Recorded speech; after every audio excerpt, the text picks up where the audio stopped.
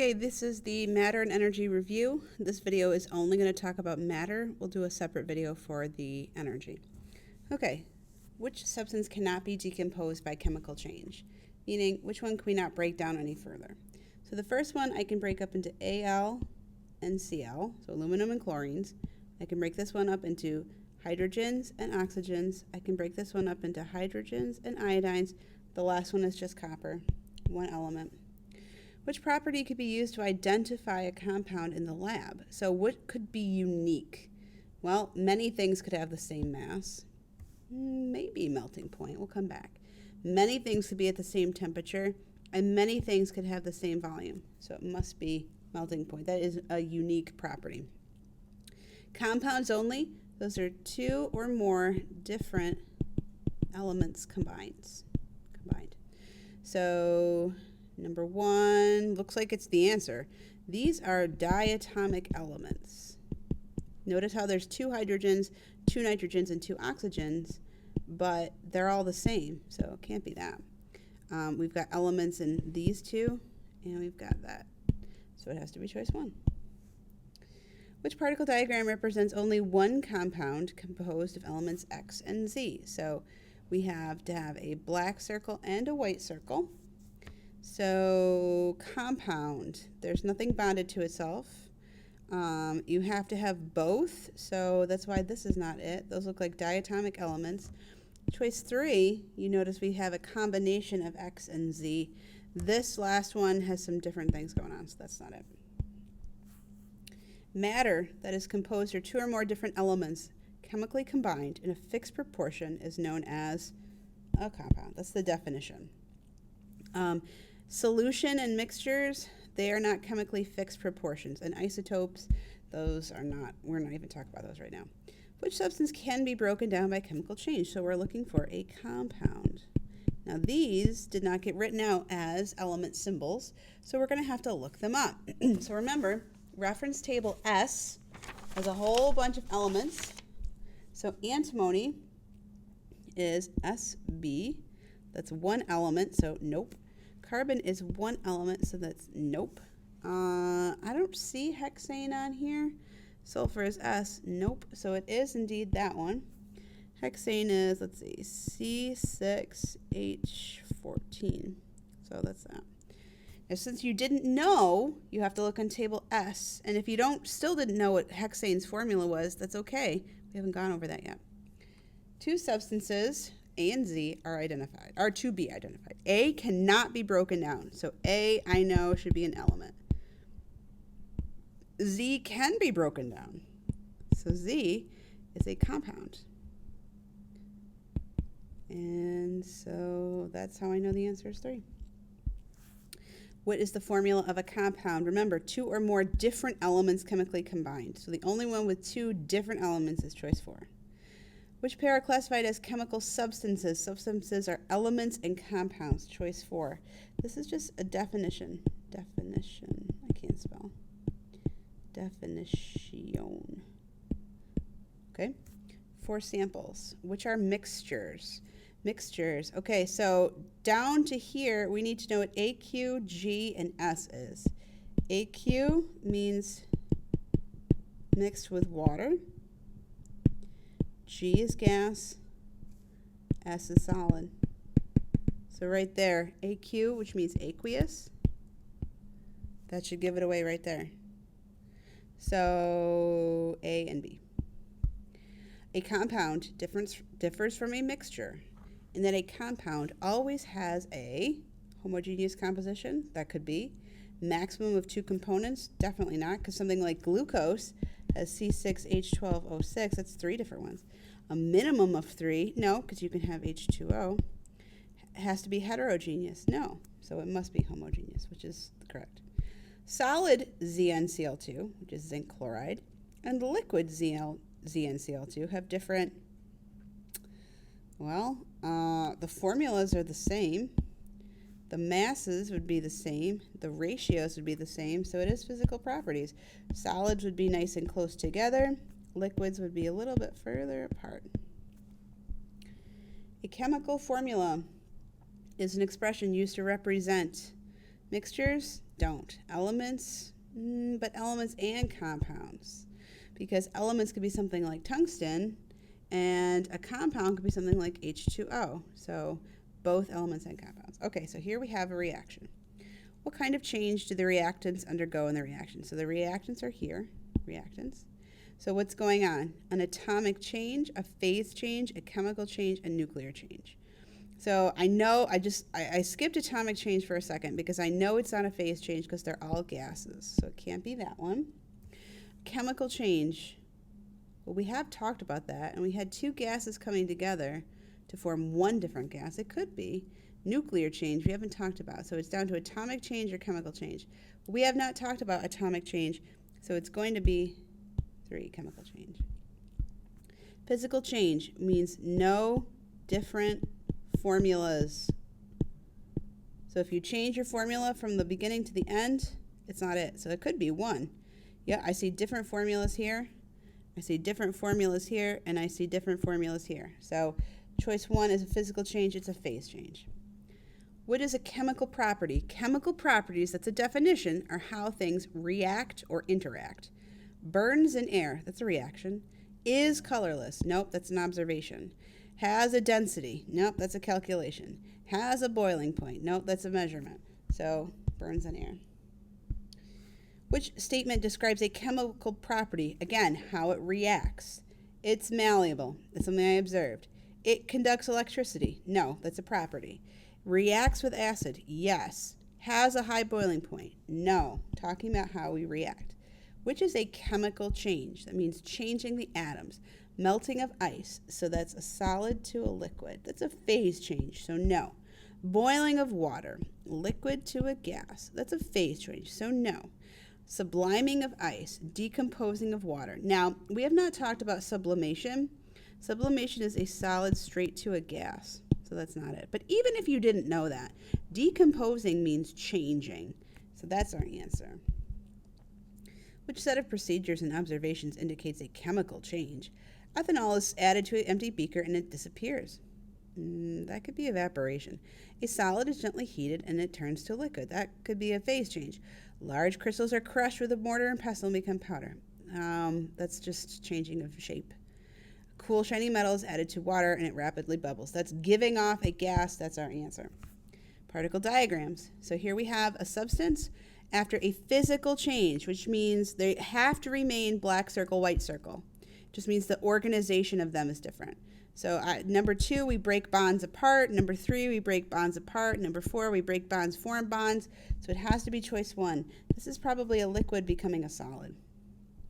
Which transfer of energy occurs when ice cubes are placed in water, temperature of 45? So you should know that ice cubes are 0 degrees Celsius. We always go from hot to cold. So 45, so we need to go from the water to the ice. So water to the ice is either 2 or 4. So is it thermal energy or is it chemical energy? Chemical energy is energy stored in bonds. So we're talking about heat energy, heat. So that's thermal. Which process represents a chemical change? No phase changes, no phase changes, no phase changes. Corrosion. It's one of our definitions. Crystallization means it's forming a solid crystal. That's just a change of shapes. So that's not it. Physical property. Physical property. No reactions are physical. Form a compound. Nope. Form a solution. That means just dissolve. Exothermic. Okay, so exothermic means giving off heat. When you have a solid going to a gas, we have to absorb heat. No. Going from a gas to a liquid, that's condensation. That actually is giving off heat, but we'll keep going. Melting has to absorb heat. Boiling or evaporating has to absorb heat, so it is too. And sometimes, the Sesame Street rule, one of these is not like the other. That does work. The release of energy, again, this is exothermic, so the same idea. We need to absorb heat to melt ice. We need to absorb heat to boil water. We need to absorb heat to, well, actually, number 2 was sublimation, which is also absorbing.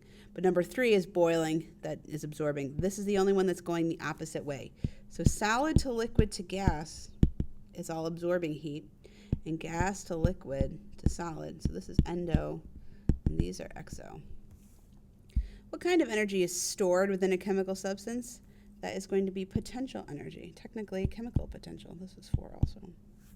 A dilute, aqueous potassium nitrate solution. Okay, so solution means a mixture, so it can't be this one, it can't be this one. But if it is dissolved in water, means it's homogeneous, the same throughout. Aqueous means dissolved in water. Which of these contains only one substance? Distilled water is H2O, liquid. Sugar water would be H2O, and it might be glucose. So that's not it. Salt water would be NaCl and H2O. Nope. Rainwater would be this plus other stuff. It's not purified. So distilled water is purified. Which of these terms refers to matter that could be heterogeneous? An element, a mixture, a compound, or a solution. So elements are definitely not, and neither are compound by definition. A solution is by definition homogeneous, so it has to be mixture. Mixtures could be heterogeneous. Yes, they also could be homogeneous, but they could also be heterogeneous. Which is a homogeneous mixture? So mixture means we need 2 different elements, which we all have. We need it to be this one. This number 4, because we have solid HCl in liquid H2O. This is what this one means, aqueous. That was a little bit too excited. Solid HCl. Aqueous, dissolved in water, so that is choice 4. Which diagram represents a mixture of A and B? A and B mixture. So X is, that looks like a compound, because see how everything is bonded? The black circle with the white circle, so that's not it. Z, no, because that's just black. Well, maybe. X and Y, so it can't be anything with X. So there you go. Yeah, it is Z. Whoops. 2. Okay. Which statement is an identifying characteristic of a mixture? Mixture is a single element. No. Can be separated by physical means. Yes. Definite composition by weight. No, because salt water could be ocean water where there's tons of dissolved salt, but it could also be the saline solution you use to soak your contacts. So that's not it. A mixture must be homogeneous. No. How about that tossed salad at Olive Garden? So choice 2. At room temperature, a mixture of sand and water can be separated by how about filtration? Because that's a physical process. The water would pass through a filter and the sand would not. When a mixture of water, sand, and salt is filtered, what passes through the filter paper? Well, I know that sand will not, so anything with sand should not. Would the salt pass through the filter paper? Well, it does dissolve in water, so yes. So water and the salt, not just water. Recovering salt from a mixture of salt and water could be accomplished by, okay, so if I want my salt back, I could evaporate it, yes, or boil, but that's not a choice. Filtration can't, because we just figured out that salt water will pass through. Chromatography has to do with different polarities and different solubilities. Density, no. So evaporation. 36. A student determines the density of zinc to be 7.56 grams, and if the accepted is that, what is percent error? So a correct numerical setup means show your work and then record your answer. So on the back of the reference table, we have our percent error formula, which you don't need to show the formula, but you do need to plug them in. So 7.56 minus, and again, remember, it doesn't matter how you subtract as long as your numerator is positive. You must divide by your accepted, though, times 100. So getting out my calculator, 7.56 minus 7.14 gives me 0.42 over 7.14. Got to times 100. It gives you, now let's talk sig figs. 3 here, so we should have 3. 5.88%. Okay, so here's my correct numerical setup. Let me show you that. Let me show you the numerical setup. I don't want red. Here's our setup, and then here's our answer. Okay? Which mixture can be separated using this below? This is sand and salt water. Hey, there it is right there. A bottle of rubbing alcohol contains 2 propanol and water. These liquids can be separated by the process of distillation because they have, okay, so first of all, you can separate a mixture by physical means. And if they had the same boiling point, they would both boil and then both condense. So the fact that they have different boiling points allow us to separate them.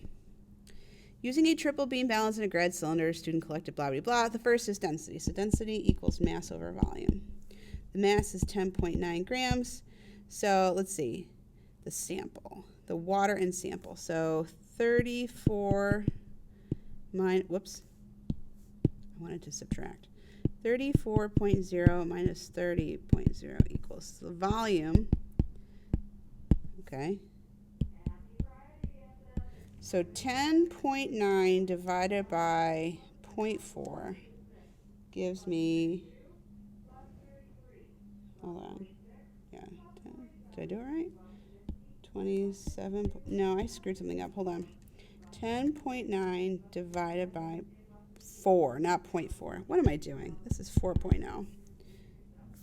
Goodness gracious, I apologize. I got distracted. Divided by 4. 10.9 divided by 4.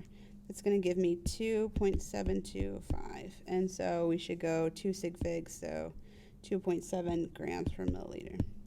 Based on reference table S, what might the element be? So you just look it up. I'm going to tell you it's aluminum. If you have any questions, please let me know. This is only matter. The energy part is a separate video. Thank you.